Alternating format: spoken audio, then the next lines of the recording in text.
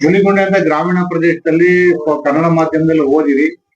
ಅದಾದ್ಮೇಲೆ ನಿಮ್ಮ secondary P U C ಓದಕ್ಕೆ ಬೇರೆ ಬೇರೆ ಕಡೆ ಹೋಗಿ ವಿದ್ಯಾಭ್ಯಾಸ ಮಾಡಿ ನೀವು 95% ತೆಗ್ದಿರ, ಅವರು 88% ತೆಗ್ದಿರ. ನಿಮ್ಗೆ ಅನ್ಸುತ್ತೆ ನಿಮ್ಗೇನು ಈಗ ನೀವು ಹೊರಗಡೆ ಹೋಗಿ ಚೆನ್ನಾಗಿ ಓದ್ದೆ, ಈಗ ಈ ಹಳ್ಳಿಗೆ ಕೀರ್ತಿ ತಂದಿದ್ದೆ, ನಿಮ್ಗೆ ಏನ್ ಅನ್ಸುತ್ತೆ ಅಂತ? ಚೆನ್ನಾಗ್ ಓದಿದೀನಿ, ಖುಷಿ ಆಗ್ತಿದೆ. ಇನ್ನು ಚೆನ್ನಾಗಿ ಓದ್ಬೇಕು ಅಂತ ಆಸೆ ಇದೆ. ಈಗ ಬೆಂಗಳೂರಲ್ಲಿ ಓದ್ತಾ ಇದ್ದೀರಾ, ಈಗ ಮುಂದೆ ಏನ್ ಮಾಡ್ಬೇಕು ಅಂತ? ಮುಂದೆ BCA ಮಾಡ್ಬೇಕಂತ. ಈಗ ತಂದೆ ತಾಯಿ ಖುಷಿ ಐತೆ, ಮಗಳು ಬೆಂಗಳೂರ ಓದಿ 88% ತೆಗಿತು, ಈ ಒಂದು ಪ್ರೋಗ್ರಾಮದಲ್ಲಿ ಬೆಳೆದು ಅಂತ ಅವ್ರಿಗೇನೋ ಒಂದು ದೊಡ್ಡ ಲೆವೆಲ್ ಅಲ್ಲಿ ಆಸೆ ಕಂಡಿದ್ದಾರೆ. ನಿಮ್ಗೆ ತಂದೆ ತಾಯಿ ಆಸೆ ನಮ್ ತಂದೆ ತಾಯಿ ಕನ್ಸ ಈಡೇರಿಸ್ಬೇಕಂತ ಆಸೆ. ನಮ್ ಲೆಕ್ಚರರ್ ಎಲ್ಲ ಚೆನ್ನಾಗ್ ಪಾಠ ಮಾಡಿದ್ದಾರೆ, ಅವ್ರಿಗೂ ಥ್ಯಾಂಕ್ಸ್. ಚೆನ್ನಾಗ್ ಮಾಡಿದ್ದಾರೆ, ಚೆನ್ನಾಗ್ ಓದ್ತೀನಿ. ಮತ್ತೆ ಈಗ ಫ್ಯೂಚರ್ನಲ್ಲಿ ಟಾಪರ್ಸ್ ಅಂದ್ರೆ ಚೆನ್ನಾಗಿ ಓದಿ ಡಿಸ್ಟಿಂಕ್ಷನ್ ಬಂದಿರೋಂತ ನಿಮ್ಮ ಕೊಲೀಗ್ಸ್ ಅಂದ್ರೆ ಬೇರೆ ವಿದ್ಯಾರ್ಥಿಗಳು ಏನ್ ಹೇಳಕ್ ಇಷ್ಟಪಡ್ತೀರಾ? ಅಂದ್ರೆ ಸಾಧನೆ ಮಾಡಕ್ ಯಾವ ತರ ಪ್ರೇರಣೆ ಆಗ್ತದೆ ಅಂತ? ಕಂಗ್ರಾಚುಲೇಷನ್ ಹೇಳ್ತೀನಿ ಎಲ್ರಿಗೂ. All the best. ಚೆನ್ನಾಗಿ ಮುಂದೆ ಓದ್ಲಿ, ಚೆನ್ನಾಗಿ ಎಲ್ರು ಮುಂದೆ ಚೆನ್ನಾಗಿ ಓದಿ ಒಂದ್ ಒಳ್ಳೆ ಕೆಲ್ಸಕ್ಕೆ ಹೋಗ್ಲಿ ಅಂತ. PUC ಅಲ್ಲಿ 95% ತೆಗೆದಿದ್ರ. ನೀವು ಹುಲಿಕುಂಟೆ ಓದೋರು, ಈ ಗ್ರಾಮೀಣ ಪ್ರದೇಶದಲ್ಲಿ ಓದೋರು, ಈಗ ನೀವು ಬೇರೆ ಕಡೆ ಹೋಗಿ ಒಳ್ಳೆ ವ್ಯಾಸಂಗ ಮಾಡಿ 95% ತೆಗೆದಿರ. ನಿಮ್ ತಂದೆ ತಾಯಿಗೂ ಖುಷಿಯಾಗಿದೆ. ನಿಮ್ಗೆ ಈ ಸಾಧನೆ ಬಗ್ಗೆ ನೀವೇನ್ ಹೇಳಕ್ ಇಷ್ಟಪಡ್ತೀರಾ? ನಾನು ಖುಷಿಯಾಗಿದ್ದೀನಿ. ಕನ್ನಡ ಮಾಧ್ಯಮದಲ್ಲಿ ಓದಿ ಈಗ 95% ತೆಗೆದು ಅಂತಂದ್ರೆ ಯಾವ ತರ ಸಾಧ್ಯವಾಯ್ತು ಅಂತ, ಮತ್ತೆ ನಿಮ್ ಲೆಕ್ಚರರ್ಸ್ ಎಲ್ಲ ಹೆಂಗ್ ಪಾಠ ಮಾಡ್ತಿದ್ರು ಅಂತ?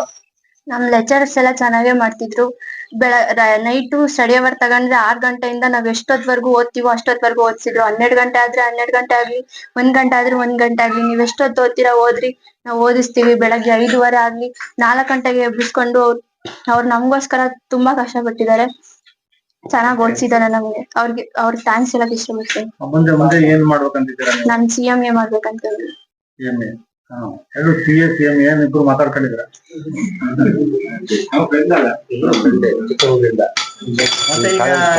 ನೀವು 95% ತೆಗೆದಿರ್ತಿ, ನಿಮ್ ತಂದೆ ತಾಯಿ ಬಹಳ ಖುಷಿಯಾಗಿದ್ದಾರೆ. ಅವ್ರ ಖುಷಿ ಬಗ್ಗೆ ಏನ್ ಹೇಳಕ್ ಇಷ್ಟಪಡ್ತೀರಾ? ನಮ್ಮ ಅಮ್ಮಂಗಿಂತ ಜಾಸ್ತಿ ನಮ್ಮ ಅಪ್ಪನೇ ಖುಷಿಯಾಗಿರೋದು. ನನಗೂ ಅದೇ ಬೇಕು.